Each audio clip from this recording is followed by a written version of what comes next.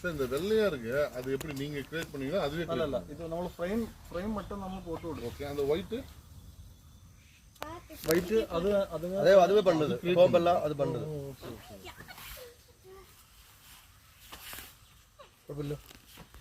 இது தேவை அப்புறம் இவ்வளவு வேண்டாம் கொடுங்க இது கொடுங்க.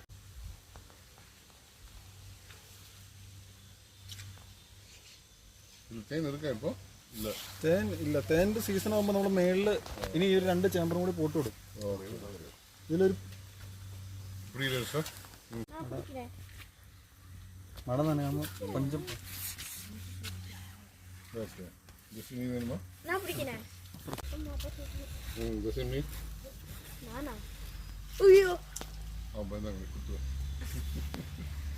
പിടിക്കണോ?